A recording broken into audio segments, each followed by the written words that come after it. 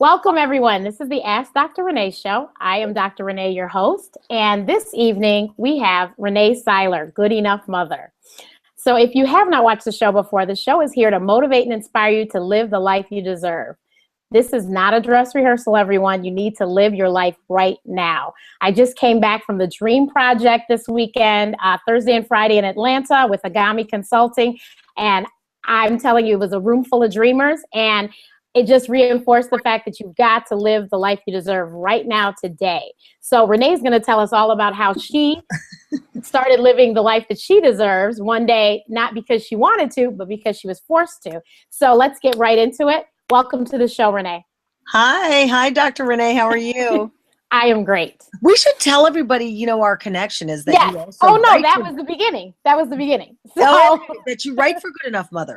Yes. So first of all, of course, her name was Renee, and I used to watch the CBS Early Show when I was in medical school on the island of St. Martin. I used to watch every morning, on Saturday mornings in particular, but I used to watch every morning, and because they had this, they had some little quick meals that were like, they cost less than $10 or something, so I thought it was so cool. So I used to watch all the time. And then, of course, I watched Oprah, and you showed up on Oprah. And so I followed you on Twitter. And then I was so excited. You started following me. I said, oh, my God, she's following me. And then what you don't know is Yvette Steins is a family friend of ours. We've been friends since childhood. You didn't know that. I did not know that connection. So I was reading her stuff on your site. Every time she would post, I would read her stuff. And I'm like, I'm not a mom, so they're not really talking to me. But I know she wasn't either. So I said, well, I'll read her stuff, to support her. And I would share it. So I noticed you didn't have a doctor. And I said, let me just ask. She might say no. She might say yes, whatever. I have nothing to lose. Well, that's how I ended up writing for Good Enough Mother. And of course, because we're both Renee's, the doctor is the name of my column. And so it's been over a year now. And then I think that what you're glossing over a really big point, but the point is that, you have to ask the question. You don't know the answer unless you ask the question. And, exactly. And I think you're absolutely right. You were like, well, I'm not a mom, but she doesn't have a medical doctor. So let me go out on a limb and ask, and maybe she'll say yes and maybe she'll say no. Because what's the worst that could have happened? I could have said no. I wouldn't have been any worse off. Right. And I think that that's the thing that holds so many people back, is that they discount themselves before they quit the race before they're ever even in it. You don't know the answer unless you ask the question. So you might as well ask. And like, I think you get to a place in your life where, you just feel like you have absolutely nothing else to lose. And I wish we got to that place much earlier than we actually really do get to that place. I think we wait until we've had a couple of defeats under our belt, and maybe we have some years and some miles on us, and then we realize, oh wow, I have another 30 years left to live, so now I'm really going to go for it. When really that's how you should start your life, is that from the very beginning until the very end, you really need to go like there is no tomorrow. And you need to ask, you need to make requests and choices and things like that based on the fact that you don't know what the answer is until you actually ask the question. And you did, and look what's happened. So now you're our medical correspondent. You've been doing it for a year. You know how we work and how we operate. We're hoping that we help you. And I've learned as much as you help us. So much. I learned so much about WordPress and SEO and all this stuff I didn't know I was supposed to do on my own site. I learned to do because of you. As a matter of fact, I didn't have the SEO plugin until I saw it on yours and was like, what's that? How do I get that? So I told my web developer, I was like, she has this thing on her site. Let me screenshot it. What is that? And she's like, oh, it's a plugin. And so, so I've learned a lot, and I've passed it on to my sister who blogs as well, foodie engineer. But I've learned a lot. And then I think it's so awesome because my mother will call me and wake me out of my sleep because I'm on Central Time. Don't you write for a Renee? Yes. Well, she's going to be on the Today Show today. But I'm still in bed because it hasn't come on yet here. So every time you're on, my mother, she's like, oh, Renee was on today. I know. Go figure. You gotta love mothers. You gotta love them. Love them. My dad even knows now too. He's like, oh, that lady, she was on the Today Show. So yeah, it's really cool. And then the funniest thing is I have to say how we finally did meet. So I saw Renee posting how she's in LA and I was in LA too, but I just didn't say anything. Well, then my friend, Dr. Rachel, invites me to go to Exhale with her. And I knew Renee was on the show. I just didn't say anything still. So I just went. And she came in the dressing room all friendly. And you were like, hi, I'm Renee. What's your name? And Dr. Rachel's like, Dr. Rachel. And then it was like you just looked over her shoulder and you're like, Renee! I know who you were. I saw you. You little stalker, you. I was like, I looked around and it was so surreal. Now, that was a year ago. That was when we were there. That was January last year. Mm-hmm. Yeah. Okay. So, because we're getting ready to, the third cycle is about to launch. But I remember I was like, I came into the makeup room and Dr. Rachel was getting her makeup done. And I turned and I looked around her and there you were. And I was like, what are you doing here? She's like, she writes for me. I said, Mom, it was so crazy. I go, Mom, the woman's never seen me in person, but she knew exactly who I was. Never. Of course I knew who you were. Yeah. But yes, I loved it. That was awesome. And then you pulled out your phone and took a selfie. That was the best part. I was like, oh, I love her. Of course. What else was I going to do? So now everyone knows how we know each other. And so Renee has an amazing story. I must tell you that I have watched that speech you gave at Manship School at LSU. I probably watched it a dozen times. Oh. I watched it again a couple times to just refresh me for today. And then I told my sister about it, so I think she watched it today too. But that speech, because I just went to a speaker's boot camp last week. And so I'm going to start doing more speaking. And I said, see, that's the kind of speaker I'm going to be. Because I said, she was funny. She was quirky. I was like, that's me all day. I said, yes. And short, sweet, and to the point. But you gave such great information and just like you said, people don't realize until after they've had a bunch of failures, oh, now I should do this. No, I mentor girls. I actually am a Girl Scout leader. They're 5 and 6-year-olds. They're daisies. And I'm trying to teach them now. Exactly. Now you need to live like with no regret. There's nothing you have to lose to ask somebody for help or to ask them if they can, help you with something or do something for you. You have nothing to lose if you're polite about it and you're not mean about it. They might say yes. You just never know. Well, I mean, I'm trying to remember who I first heard that from, but and by the way, I guess I should probably mention that, like, this is my son. First of all, I'm coming to you from Good Enough Mother World headquarters. This is my Sunday evening attire. My kids are down the hall getting ready to go to bed. I need a manicure. I don't have any makeup on. And the bottom line is I really don't care because I feel like the information is more important than everything else. But I love how we have this nice little picture of me here in the corner with all made up and the hair and everything. Just so you know, I absolutely can look like that, but I choose not to at this particular juncture because I'm tired. Right. But like many mothers on a Sunday evening. Exactly. But you again, I've got an 18-year-old daughter, and you really want them to go into life with everything that achieving and accomplishing everything that they absolutely can. But I think so many times it's not just teenagers, it's or young adults, it's women, all of us. We are so consumed with what people are going to think of us. We're overly concerned with other people's opinions.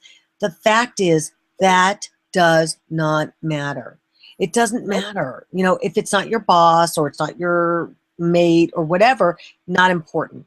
But we're so consumed with that we won't take chances and we won't step out on a limb and things like that. And that's a problem because then you hold yourself back. And then when you are kind of in the last quarter of your life, if you look at it like a football game and you're in the last quarter and you're like, oh my gosh, now's my chance. I really got to score. Well, so much of your life is behind you. So, and like you said, I kind of was forced into this. I had this big anchor job. I like you said, I worked at CBS. I was the morning anchor for the Early Show. And then in 2006, I got fired from my job. And then 2 weeks later, I had a double mastectomy. And that's because I had a mother and father with breast cancer, and I was having some problems myself, so I had a mastectomy. preventively. I did not have breast cancer, but I had the procedure preventively. She was before Angelina Jolie. Before, way before. So I had mine in 2007. Yeah. And then I was recovering from that. I wrote a book called Good Enough Mother. And I did Oprah, and I think that's what you said. You saw me there. And she was talking about my surgery. In fact, she followed me through my surgery, and then I also talked a little bit about the book. And then a year later, I was on a book tour, and I was traveling around the country, and I got sick on an airplane. Somebody had, and you know this, being a doctor, that somebody had a staph or strep infection on the plane, and you're in this big flying tube, and everybody's sharing germs, and sure enough, I got sick. And it wasn't just a regular cold, but I got asthmatic bronchitis. I was hospitalized for several days, got a ton of medication pumped through me. When I got out, I had an appointment at CNN, and I was like, oh my gosh, I can't go looking like this. My hair is nappy, blah, blah, blah. Let me go get it relaxed. Well, the relaxer coupled with the chemicals or the medication that was already in my system from what I had gone through made my hair break off and fall out. And in that moment, I was like, first of all, I couldn't believe what else could happen to me. Got fired from my job, lost my breasts, lost my hair. I was like, what else could happen? And in that moment, I just decided, I'm not going to put any more chemicals in my hair. I'm done with I was off TV every day, daily television. And I felt like now's my chance. And I was watching kind of women go natural. There seemed to be this big movement toward women who were going natural. And I thought, let me just, since I'm not on TV every day, let me just see if I can do that. So I had at the time, 14-year-old daughter. Well, actually she was younger, maybe 12-year-old daughter. And I was telling her, you need to love yourself, love your hair, love all this stuff. Don't try. But yet I was beating the hell out of my own hair with heat and chemicals. And I thought, this is just not right. So I decided to go natural. I went on YouTube, started watching all these natural hair videos and drooling over women who were going natural. And at that point I decided, I'm done with this. And now that was 6 years ago. Now, I have all this hair back here. It's long. It's like, it's, Big, down to the middle, lovely. to the middle of my back, and it's healthy and it's strong. And my hair really is kind of a symptom, or not symptom, a metaphor for me now. My hair is long, it's strong, it's resilient, all of this stuff, and it's kind of the way I am. And in going through all of the things that I went through. Definitely. So you got fired, which a lot of people would never have said that publicly. They would have just, because even the little farewell. I mean, I got fired, and I would say it. I said it. And I said it actually at the interview at the next job. I told them, I said I was fired. But when they did the little exit interview, I was fired for no reason. Well, I knew I didn't do anything wrong. So. Right. But see, here's the thing. I have never understood that. I've never understood why people didn't just say, I got fired. Big deal. Mm-hmm. So you got fired. Like, and I've written a post about this, Renee, I do this thing every Monday called Monday Morning Motivation. And I wrote a post called 3 Reasons I Told the Truth About Being Fired and Why You Should Too. Do you know, every time that post cycles through and is repeated or whatever, I'll get a comment from someone saying, thank you, because I was healed by hearing you say that. I'm like, I don't care that people I've been told, and actually I think I will do it. They said you need to, and actually at my, the boss that fired me recently passed away, so I can't do it. But other people, you should send a thank you note to the person that fires you. Yeah. Now, I will do a favor. I will tell you something interesting. I'm sorry, look at me moving my camera around. I know that, Renee, you're all professional with your camera on lockdown, and here's me with my thing on my lap trying to get okay, here you go. I'll tell you something, an interesting story that happened to me just the other day.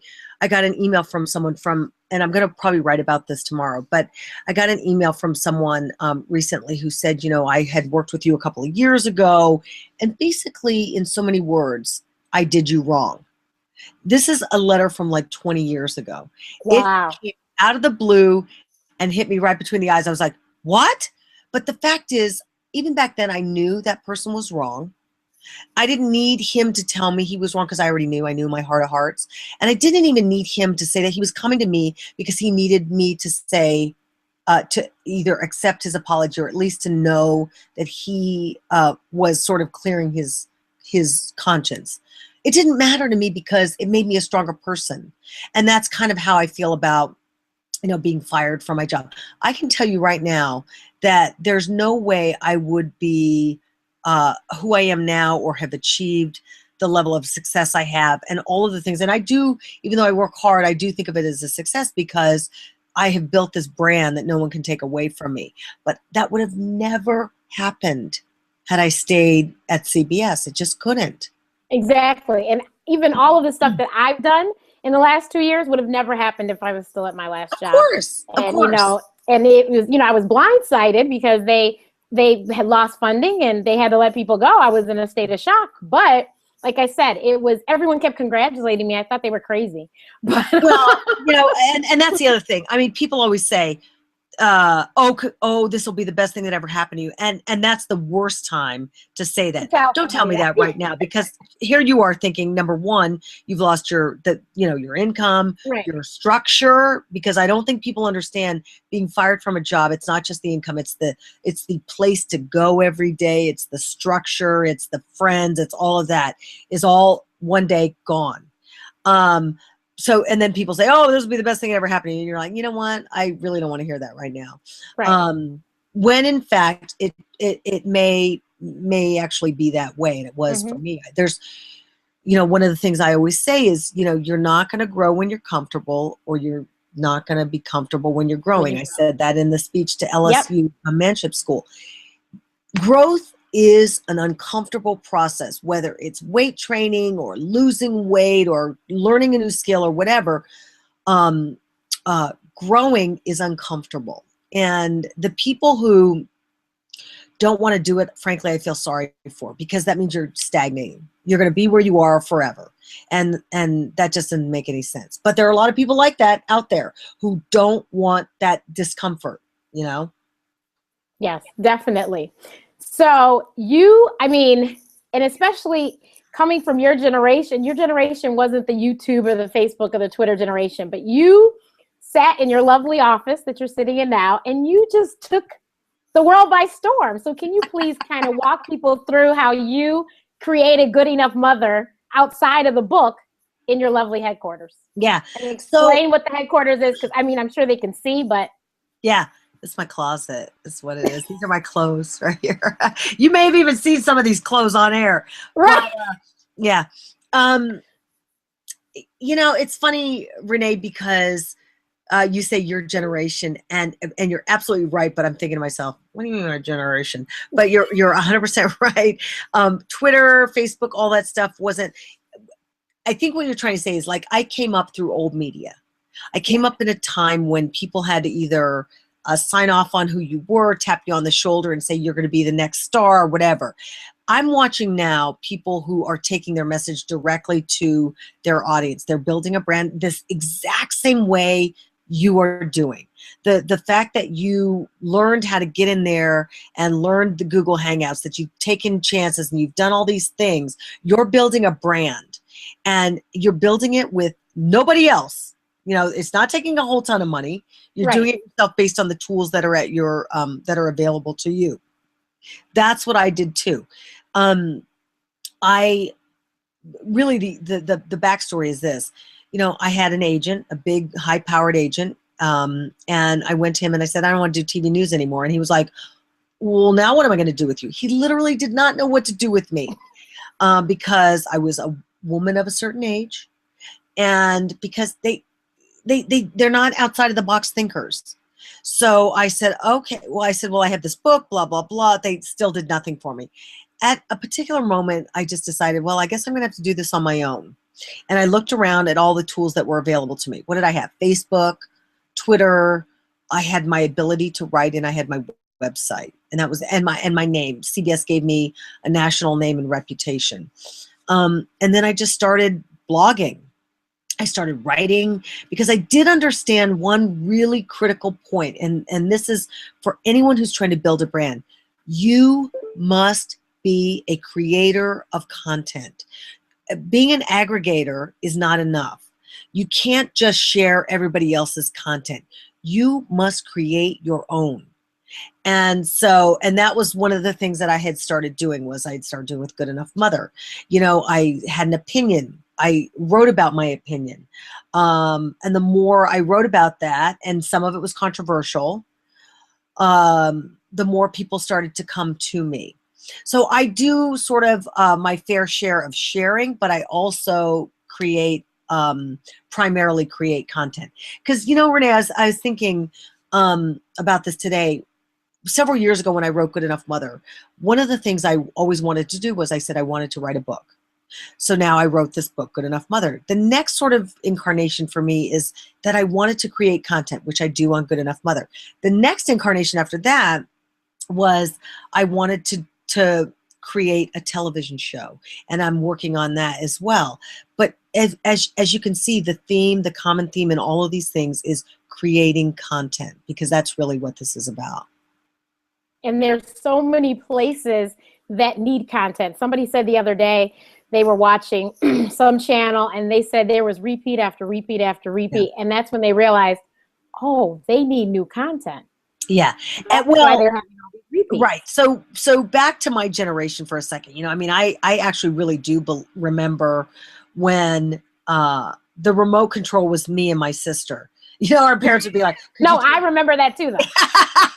Just like when you said in the speech when the TV used to go off at midnight, I remember that as well. Yes. And the song used to play, and the Rockets, right? Exactly. There was no 24 hour. You know, think about it now. Like, you could turn on TV at any time, and you don't even turn it on. You log on to it or whatever. You know, you watch it on your laptop. But the fact is, it's on 24/7. Content and programming is available to you all the time. It was not like that. It wasn't like that when I was a kid. And because you now have all of these channels and all of these various distribution avenues, there is a hunger and a need for, and it's not just content, but I think it's good quality content, which is why it's important to, if you're going to do this, you have to do it well, you know? Yes, definitely. So we have a question that just came in. Out of all the tools that you discovered to assist with creating your brand, which was the most fruitful for you? Thank you, Carlotta. Oh, that's a good question. So I have talked about this. Now I would say, years ago, 2 years ago, maybe 3 years ago, I would have said Twitter. I now think the answer is Instagram. But let me go back for a second. So Facebook, Twitter, Instagram, Pinterest, you know, YouTube, all of those things. I would say Twitter 2 years ago, 3 years ago, was probably the best brand building tool out there. And here's why it's better than Facebook. Facebook, your personal page, I'm not talking about your fan page, if you have a fan page. Facebook, your personal page, is already made up of people who know who you are. They're already in your tent. They know you're thinking. What you say isn't really going to, shock anybody or be very surprising to anybody. And that's, you're not going to be able to sort of build and expound from that.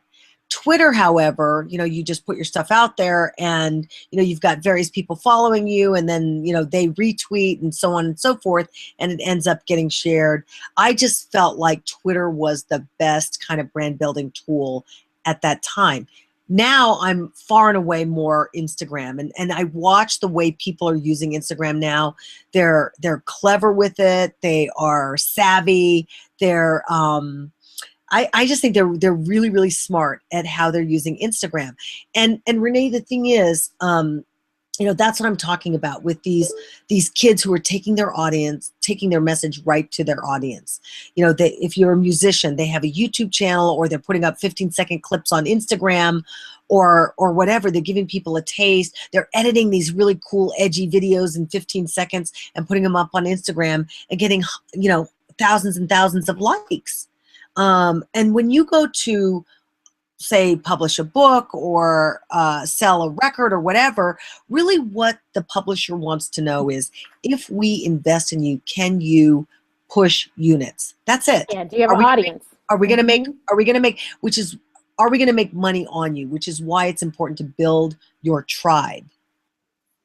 Definitely. Now, I tell people I'm not the fondest of Facebook because I'm like, but Twitter has afforded me, because of one of the other things you said in your speech, and we have another mutual friend, Rene Syler. I wrote for Black and Married with Kids too. So he has a book, The Gatekeepers Are Gone. And that is so true because Twitter, I didn't have to go through Renee's agent or publicist. I just went straight to Renee and said, how can I, let you know, what I want to do? She said, oh, send me an email.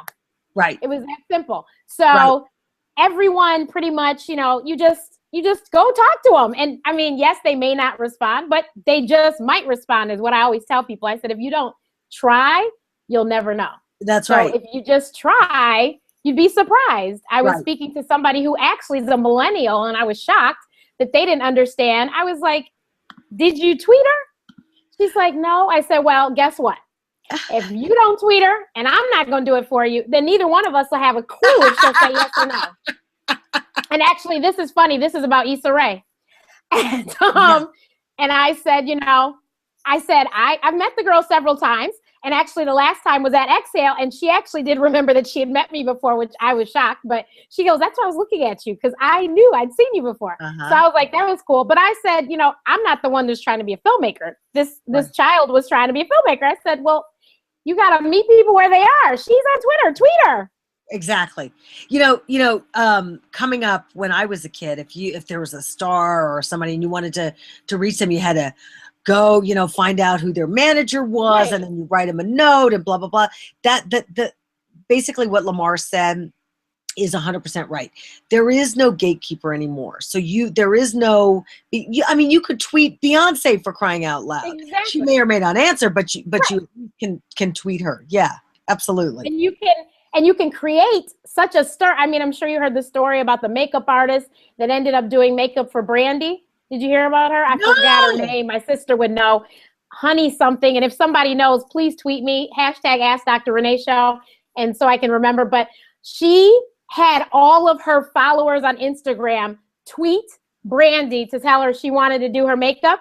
And guess who did Brandy's makeup and ended up going on tour with her? Yeah. And then she ended up on the Steve Harvey show. So I said, this is all you have to do. I mean, if you can get it going, and if you got 20 friends on Twitter and each of them has 1,000 people following them, do the simple math. Well, people don't understand that all of social media is based on algorithms. So if I say something and it's retweeted, let's say it's retweeted 50 times, and then from those 50 times, it's retweeted 50 times. And then from those, however many, it's retweeted. You can see where the growth is exponential. And that's a good and a bad thing. I mean, I'm dealing with something now with a friend of mine who said something very controversial, and now it's been everywhere, and she's been everywhere, and she's in the hate and so on and so forth. And I'm like, but you said it.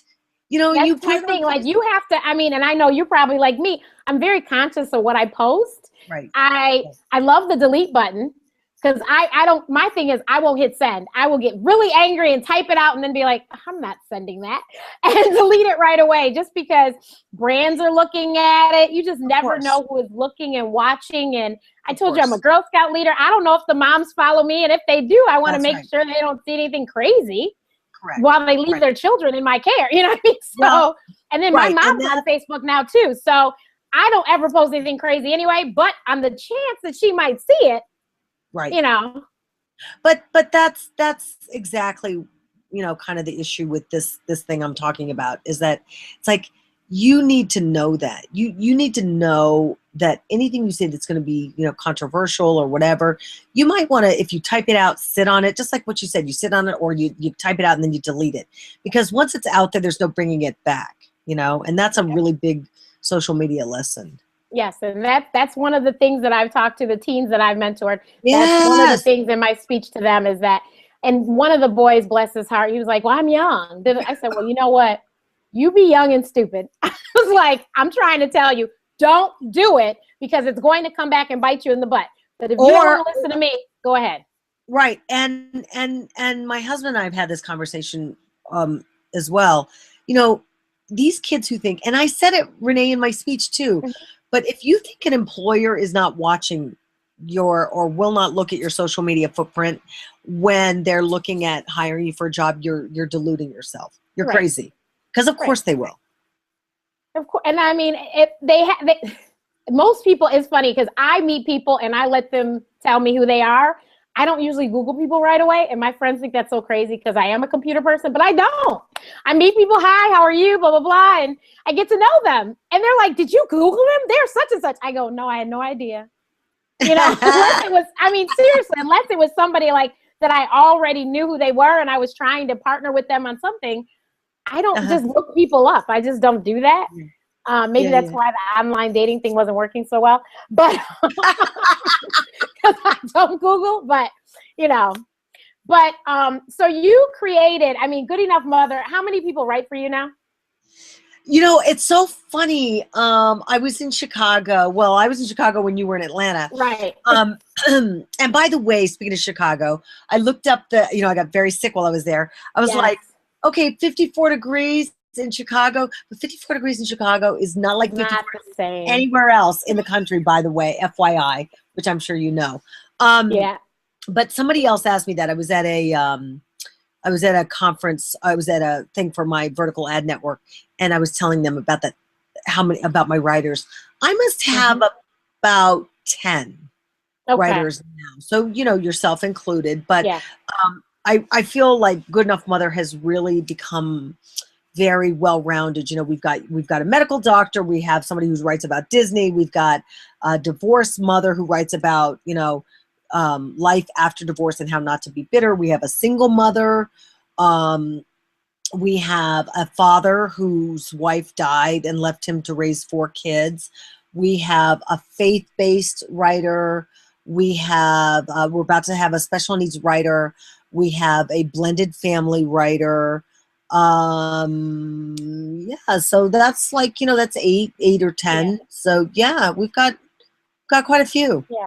And the website one is phenomenal. I have not met Ayanna yet, but she's here in Chicago too. Right. And we are supposed to meet in person soon. And actually she has a child with allergies, and I am the allergy asthma expert. So I said I'm excited to help her out. But great. Yeah, and she's good. Ayanna is phenomenal because the website was beautiful before, but it's even more amazing now. So and I know please go visit goodenoughmother.com. And I'm gonna have to put her to work again because the thing about websites is that I feel like they need to be refreshed every year or so. Yeah. Just give it a nice little like a facelift or whatever. So she did a good job with this one, but I think it's just about time that we get going on another one. But she's really good, really responsive. Yeah. Yes. Very, very excellent. I believe her brand is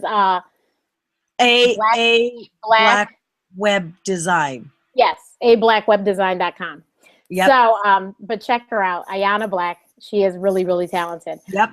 But I think that your site is just a hub for everything. I had a friend that I was with this week that is a mother of 2, married mother of 2, and she wants to start blogging. And so I was telling her about my last week guest was Regine Stroud, and she is a mom that blogs. She's not a mommy blogger because she doesn't really talk about her son, but she's a mom that blogs. She's a single parent, and that's her sole income is all the things that she's created from her brand. Wow. Similar to you. And she's here in Chicago. And so I actually texted my friend today and said, you would really want to watch today. Because I said, Renee, yes, she was Rene Syler on TV, but she literally started from nothing and created this brand that has so many different partnerships. Name some of the partnerships you've had. The Walt Disney Company, GMC, Quaker Oats, Nike. We've done work with Nike. Oh my gosh, I have a whole bunch of them. I should know this. Oh gosh, Alamo, Coca-Cola. Yeah. I was trying to explain that you just have to grow it out. So her thing was, she's like, I don't have all the answers, but I'm sure you didn't think you had all the answers either, but you just started typing I still your don't. truth. Are you kidding me? Yeah. So I was telling her, you just need to start with your truth. And then you can kind of draw, and once you get a following, then you can draw in other people to write for you, Yeah, on so your site and stuff, but you got to start with yourself. Yeah, here's me. I'm thinking, am I supposed to have all the answers at some point? Because the bottom line is I don't have all the answers now, and I'm never going to have all the answers. I will not have all the answers before I, get into the grave. But one of the things that I was talking about at this thing I was at this weekend was that, your blog and your brand evolves with you. So when I started Good Enough Mother 10 years ago now, almost, my kids were, let's see, my daughter's 18 now. So she was 8 and my son was 6. Obviously the things that were important to me then, the things I was blogging about then, are not as critical as they are, as they were then. They're not as critical now as they were then. Mm-hmm. I'm not really doing stroller reviews. I'm not Right. doing how to pack a great lunch, all stuff. My kids can pack their own lunch. Right. But now my blog. But now you're looking at schools. I saw that. You're looking at colleges with your daughter. But really, and that was one of the things that I had mentioned this weekend last week, was that, I try to also talk about the total woman, because I really do feel like I'm about to reclaim my life, Renee's life. Yeah. And that was always a big strand with Good Enough Mother. That was always a big theme with me, was that just because you have these kids doesn't mean you don't still have yourself and your life and can't still be and do and have these great aspirations that are specific to you alone. So, my blog and everything has sort of transitioned a bit. Now, I do have people who write for me that have younger kids, and that's good and that's important. I'll always have Good Enough Mother, but the focus for me personally, for Renee, right. is the total woman, not just the mother. I'll have Right. people who will write about aspects of motherhood that I won't be currently in much longer. Right. And you have Good Enough Mother, but also Exhale TV. Exhale is really about the total woman. Is that you guys? Yeah, that's so where you guys are focusing, right? Right. So Exhale is the talk show on TV Aspire, on the Aspire Network, which is the joint Magic Johnson Comcast venture. And I just have to say, go up. green, go white. Magic Johnson's a Spartan like me and my sister. You would. Yeah. So in fact, Renee, the new season starts on May 3rd, I believe, which is in a couple weeks from now. And this will be the 3rd cycle, but that really is, it's a talk show with African-American women as its primary focus. And we talk about things that are important to African-American women and their families. And so that starts up, and then I had, of course, Sweet Retreats, which was the vacation travel show that I did for a long, long time. And that is now over on FYI network. Oh, okay. FYI. Even though are they we're going not to do new episodes? I was just going to say, even though we're not filming new episodes, you can see the library, and we'll see what happens. We'll see what happens. Well, I hope that they'll do new episodes, because I enjoyed the show. I'm like, one day I can afford to take these wonderful vacations. And then I think you saw on Facebook, and actually I'm texting her right now, my girlfriend, Joanna Carver, loved the show. Oh, yeah. You know what? It was a really fun show. It was... it was a lot of travel, and I don't think people really understand reality television or scripted reality or whatever they call it now. But like for that show that looked like it was shot in one day, it took 3 days to shoot an episode. So you would have to wear the same clothes for 3 days, and you would film the first house on one day, the second house on another day, the third house, and then blah, blah, blah. So it was a lot of work. It was a lot of travel. I remember complaining about it, but then all of a sudden it went away, and now I'm like, well, wait, I miss it. So yeah, you got to kind of be careful sometimes about, be careful what you wish for, or be careful what you complain about. If you complain about it's not there anymore. A, you don't have any money, and B, you're like stuck at home all the time. I did see some great places though. So I just have a funny anecdote. So one of the lovely mothers that's a friend of mine that watches religiously, she just sent me a message and said, why is she in her closet? She came in a little late. I said, and so for those that just tuned in, Renee is coming to us from Good Enough World Headquarters. Good Enough that Mother happens to be World. Good Enough Mother World Headquarters, and that just happens to be in her walk-in closet. Well, I'm glad she didn't ask where, why. Well, it could have been worse. She could have said, "Why doesn't she have any makeup on?" Or why does she have her glasses on her head or a bandana on? Right. Because you know what? I'm going to tell you why. Good Enough Mother. This is Good Enough Mother World Headquarters because it's the place that all moms go to get away. You want to find one place in your house where you can escape everybody. For me, it was the closet. And what I told you, and I wrote about it in my speech, and I talked about it in my speech to LSU, is that, you can build a brand from anywhere, including your own closet. So that's what I did here. And the other thing is, this is who I am. I mean, I'm not the person who's on that lower third graphic or whatever. Oh, that's all pretty and sweet and everything. That ain't me. This is me. I'm way more comfortable in workout clothes and a t-shirt and no makeup and my head, whatever, and my bad manicure. That's me. And I don't make any bones about it. And the people who like it. The people who don't, well, they can find somebody else they like. But I can't. I can't. Right. So how did you learn YouTube? Did you go to YouTube videos? I mean, how did you learn to edit and stuff? You went to YouTube videos and...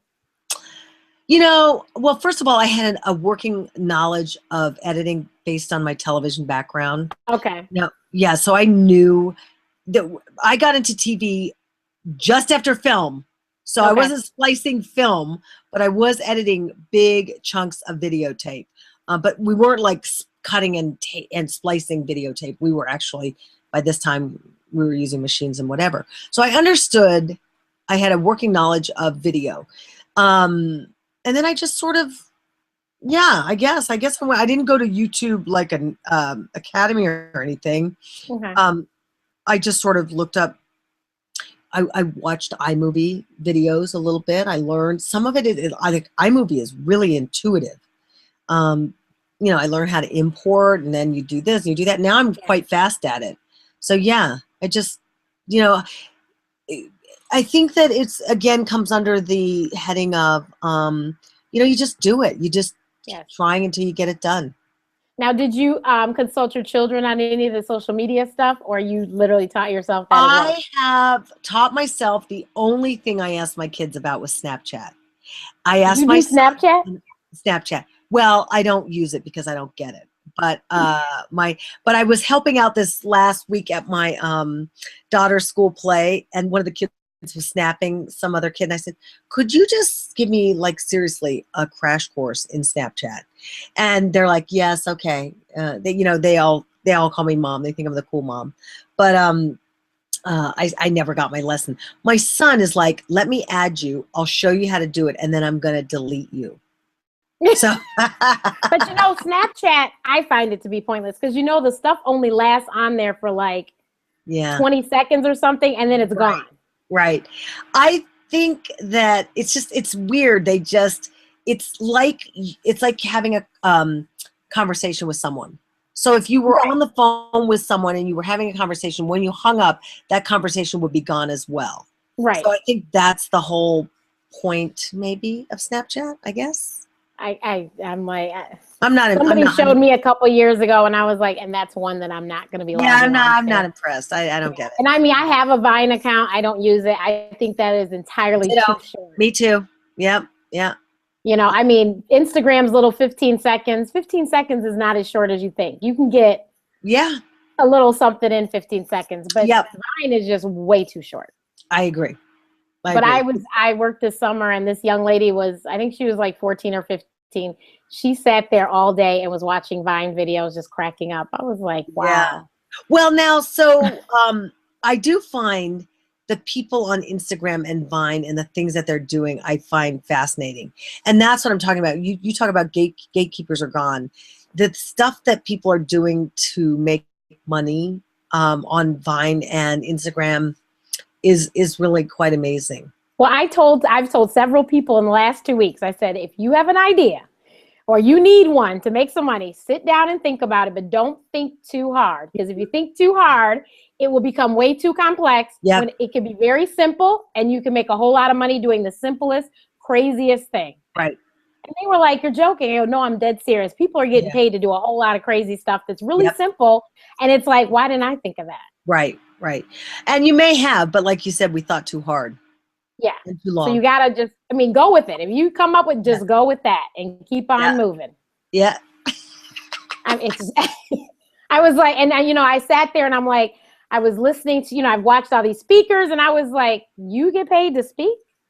Like, we were talking about it at the speakers boot camp, and I said, Snooki got paid $15,000 to speak to a college. Right. And somebody thought I was joking. I said, no, I'm being very serious. Right. So what we have to remember about that is that she had a name and she had a tribe of people. So what you and I are doing may take longer because we don't have the television is good for something like that, where you can get your name out in a kind of a mass way. But you will be there too. It may take longer because you're doing it on your own.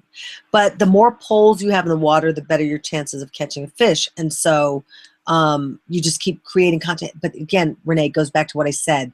You're not going to get there if you continue to aggregate content. You must create your own platform and create your own content. Definitely. Carlotta's another question. What is your inspiration for the content that you create? What makes these particular thoughts paramount for you and so compelling to share? Well, they're primarily just from my everyday life. I wrote a post the other day. I was in an airport and I watched this mother like freak out because her kid spilled a little bit of orange juice on his orange and white shirt. Nobody even noticed. No one cared except the mom, who freaked out. And then everybody was watching, not the kid, but the mom, because everybody was in their own, mind was doing the same thing I was doing, which was like, really, lady? Because like nobody cares. But my inspiration comes from my everyday life. Like, Renee found that video that you used to promote this appearance. Yeah.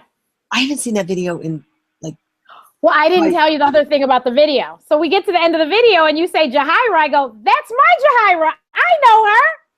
So I emailed her and said, Jahira, I was watching. I said, Renee's going to be on my show next week. I was watching the little promo video that I decided to put up. And who do I see? So she watched and she said, I didn't even remember that was up, that she even put my picture on that. Wow. Oh my gosh.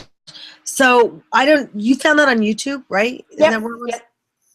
So I haven't seen that video in 1,000 years, but back to Carlotta's question, I was watching that video and I thought that's a perfect Monday morning motivation, which is like how to smile when you're crying inside, because I looked happy and I was like, oh, I'm so, but I'm sure, yeah.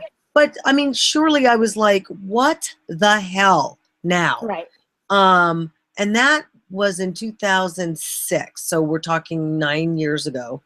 I had no idea what was going to happen to me. No idea where I was going to go, what I was going to do, what it was going to be. What am I going to do with this huge loss of income and so on and so forth.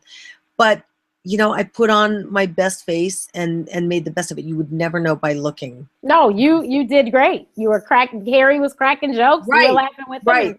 Right. But that's how to me, that's how you exit a job.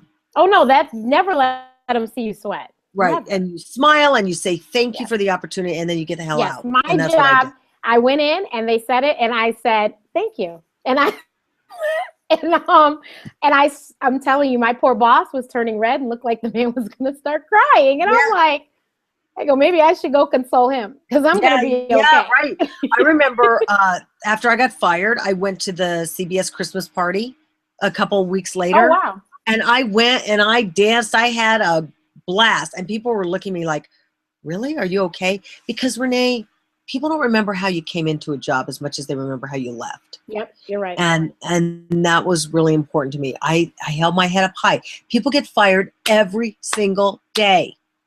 My story was not unique at all.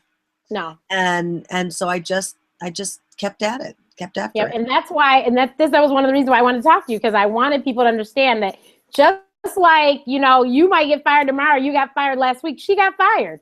Yeah. But worse yet, she had a high profile job. She got fired and she was on national television. Yeah. She had to say goodbye to everybody, all those millions of people. Right. It's weird to watch your name pop up come out of other people's mouths. Right. That is a weird thing. And granted, I mean, obviously I knew this because this is what I did for many, many years, but in this particular way, then everybody want to talk to you, and then they all want to know what you did. And, it's like watching a train wreck. And I was like, I didn't do anything. I'm fine, but people, speculate and carry on. Right. But you can't control that. I couldn't do anything about that. Right. And people, it's funny because some people I'd say, I write for you, and they're like, oh, I remember her. What happened to her? Mm-hmm. Yeah. Yeah. I love it when people go, what are you doing now? And I'm like, oh, just for the last 10 years, I've been building a brand out here. And that, like, what have I been doing? Like, nothing. Sitting at home eating bonbons. Right.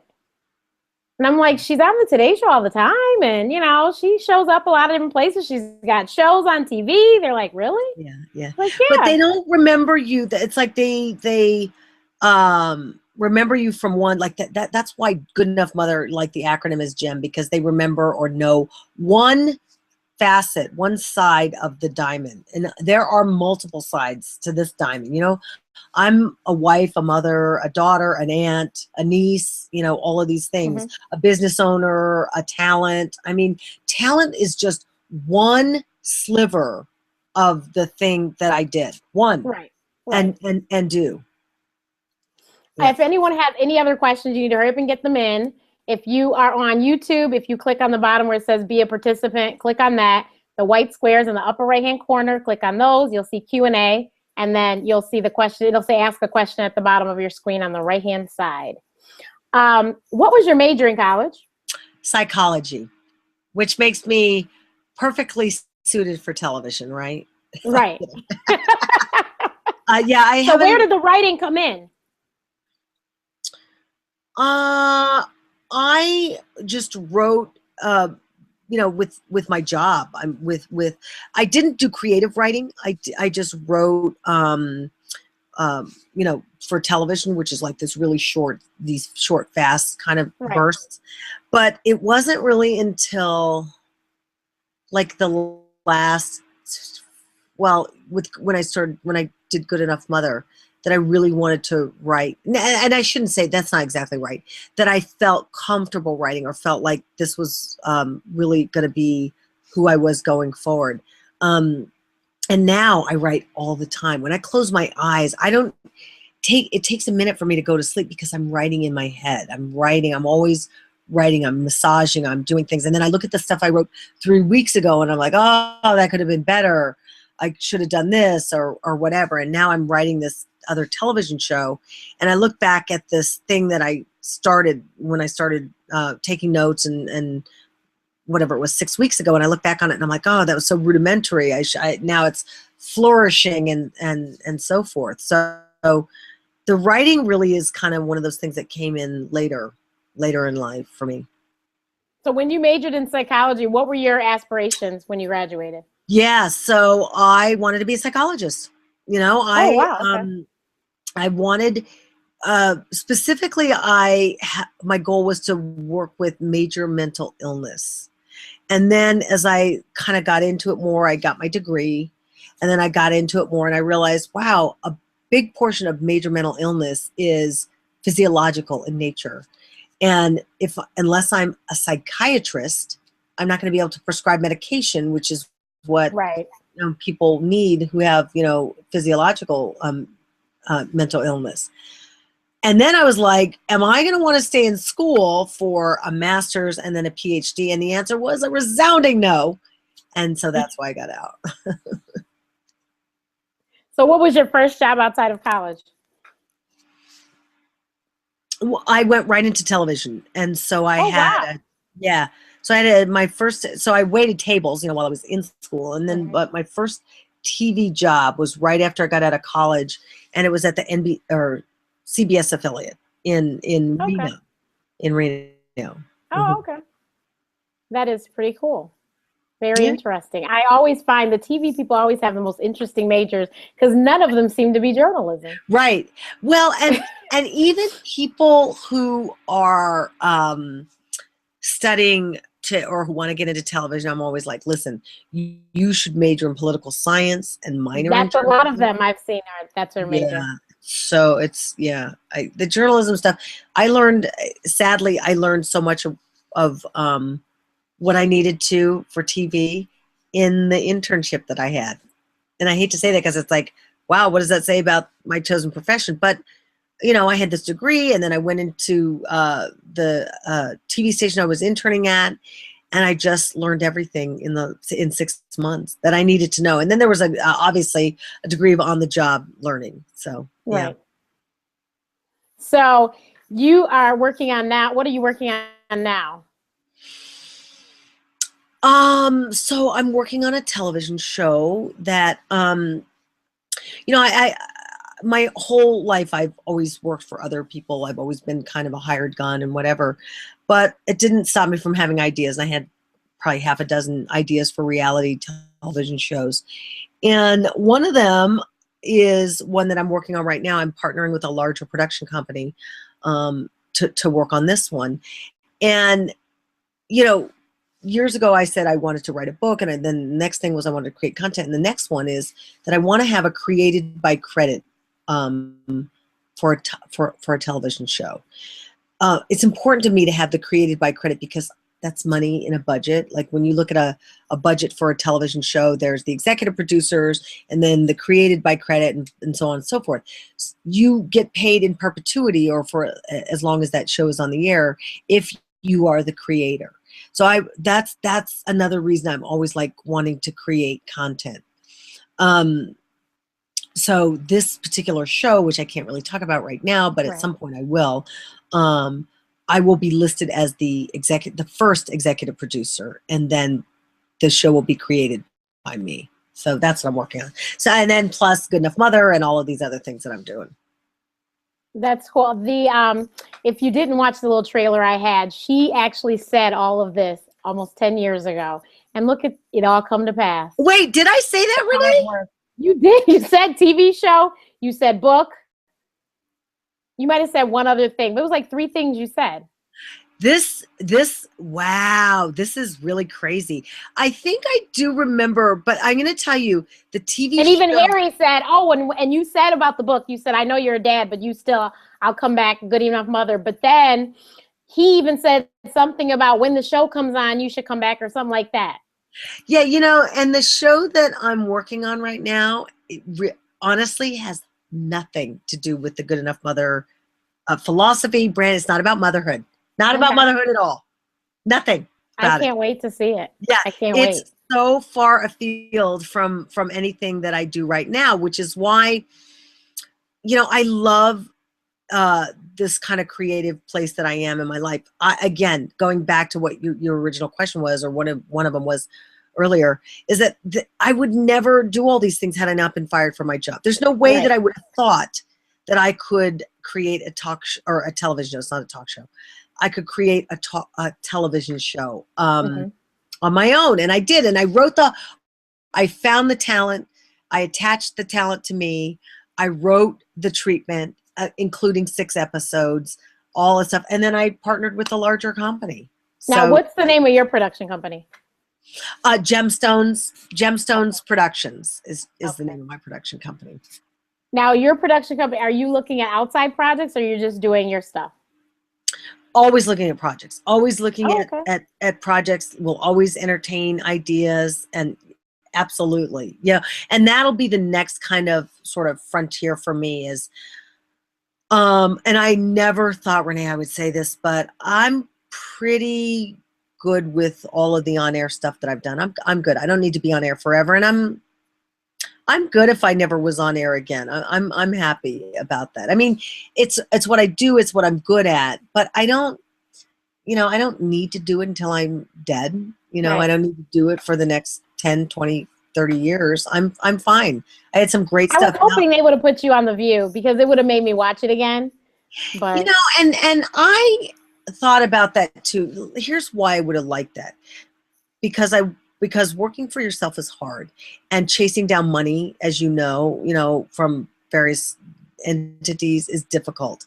So The View, while it would have been a steady paycheck, the stakes are high there, and there would have always been people sort of breathing down your neck and don't say that, Yeah, I don't do understand that. So what you're I'm kind of like, yeah, okay. saying. Right. I understand what you're saying. But I do want to say we have some questions that we ask everyone. So before we get to those, I want to say that you said that, and I think you saw it. I put it on Facebook. One of the things she said in her speech was, "Why do I work so hard?" And I said that is exactly it. You work so hard, so you never, ever have to be in the position to walk into an office and somebody be like, "Well, I'm so sorry." Right. Yeah, We don't without need question. You know, when I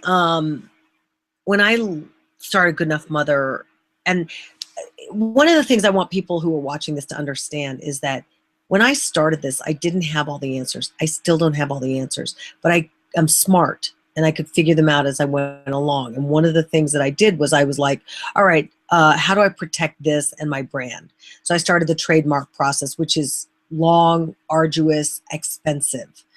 But I've been after it, and now I have a family. I own a family of trademarks. Good Enough Mother is registered to me, along with a couple of other trademarks as well. But I didn't have all of the answers. And I still don't. So you figure things out as you go along. But part of Or you know somebody that does know, right, and you and that ask comes them under and the use figuring them. it out part. And but Yeah. part of the thing for me was I will never be in a place where somebody can upend my life the way they did at CBS by pulling the rug out from under me. Never again. So that means that I'm going to work this hard now so that, I have this thing that I built this brand and so on and so forth that nobody can take from me. Right. Yes. That's why I work this hard.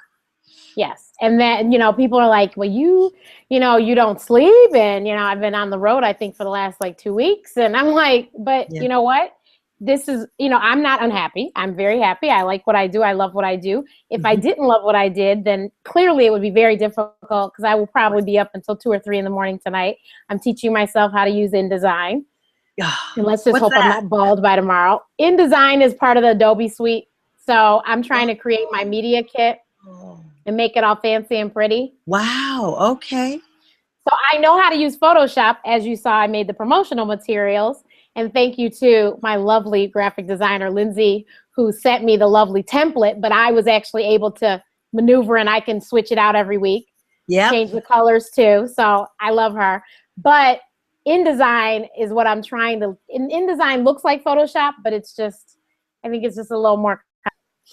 My goal is to get this thing done by tomorrow. So that's why I'm up tonight. We're going to get it done. So you're not sleeping tonight. Exactly. But like I said, I love it, and I'm doing for me. It is for me, and it's for my brand. And, I went, when I was in Atlanta, I was standing in Chipotle, and this girl said, Dr. Renee. And I looked and I said, hi. And she was like, I've been wanting to meet you. And I was like, oh. Yeah. And so then she told me she was, and actually we were in some Facebook groups together. I just didn't know who she was. So I was like, see, I said, it's all working. People remember the name. They know me when they see me. I was like, it's working. It's working. So, and because of that, it keeps me going. Because I was like, this entrepreneurial lifestyle is crazy. It's nutty, but I keep going in the right direction. I have a big announcement coming next week. Probably I'll announce it on the show of another syndicated radio show that I'm going to be on. And so I just, like I said, I keep the train. As long as it keeps moving in the right direction forward, then we're good. Right. And Dave Ramsey says, live life. What does he say? Live like you do Iran. You can live the way that you want to live, or something like that. So that's it. Basically, I'm doing all this to lay the patchwork, and then, and like my talk show, I would like to be the creator on my talk show, and hopefully have some other people, a nice production company to partner with me as well. And that would be my thing, and it can show up wherever in perpetuity. So yeah, good. So our little questions are: did you ever? No, I'm sorry. What is the lesson that took you the longest to learn?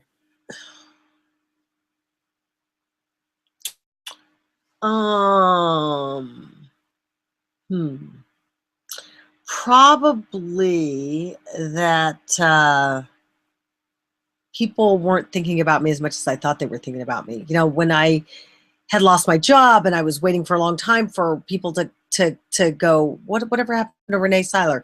Nobody thought that. Nobody cared. And that's why I had to save myself, because I was sitting there waiting for somebody to go, hey, what happened to Rene Syler? They're not going to do that.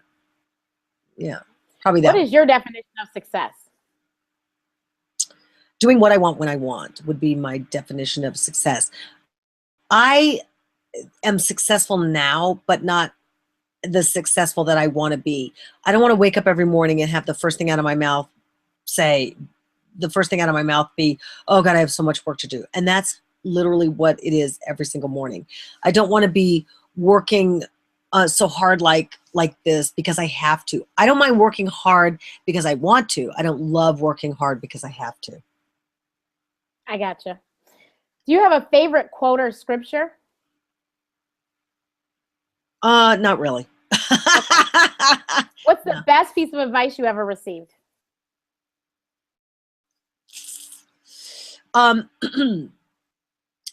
Early on in my career as a news reporter, I had a news director tell me, somebody wrote in and said they didn't like the way I did something. I don't remember whether it was how I was talking or whatever. And so the news director said to me, you cannot change yourself because of one person's opinion. Because for all the people who do like you the way you are, you're going to alienate them. And the way he said it just sort of has carried through. So even in this day and age, and I'm not on TV every day, but I do know, and talking about social media and things like that, I cannot change me for one person, because it would be inauthentic, and then all the people who came to me and liked me because of who I am now wouldn't be there or wouldn't stay. True. Okay, so these questions, I want you to fill in the blank with the first thought that comes to your mind. It could be one word or it could be a phrase. Okay. So the world needs love. I believe in God. Love is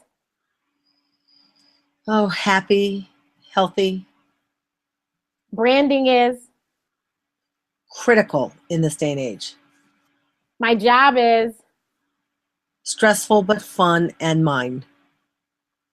I love it. Thank you so much, Renee. This was just a wonderful, I knew it was going to be a lot of fun tonight. So I'm so glad, because we didn't get to talk much when we did meet. So this is awesome. Yeah, you were heading to set. So yeah. Right. Thank you, Renee.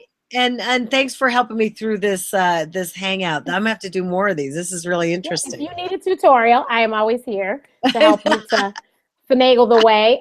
But yes, it's a wonderful tool. And Google Plus apparently is disappearing, but I guess the hangout thing is staying because it's so successful. So everyone, every episode you can hear it on iTunes on my podcast for free. Ask Dr. Renee, 3 separate words. And you just search it, and it's free, like I said, on iTunes. We're working on the Android system, just not there yet in Google Play. Of course, you can follow me across all social media platforms at Ask Dr. Renee. And please, Renee, please let everybody know how they can reach you, and I'll also include it in the box below. Yeah, you can reach me at goodenoughmother.com. You can find me on Twitter at goodenough, ENUF mother.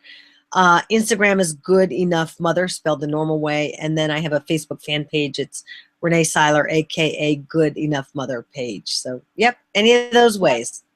Yeah, so please check out Good Enough Mother. Like I said, it's got lots of great information. It's not just for women. So please check it out. And I hope that we've motivated, inspired at least one person tonight to please live out loud.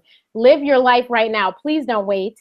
Don't wait until the shoe drops. Start whatever that is on the side while you do still have the full-time job. So one day you can actually fire your full-time job instead of the other way around. So everyone have a great night. Next week we have Tamiko Frazier Hines. The name may not ring a bell, but when you see the pictures, you'll know her. She's the first Black model for Maybelline. So you've seen her in videos, you've seen her on commercials, you've seen her a lot of different places, but we're going to have an awesome conversation about her life and how she got where she is from where she started. So thank you so much. Have a good night. Thanks, Renee.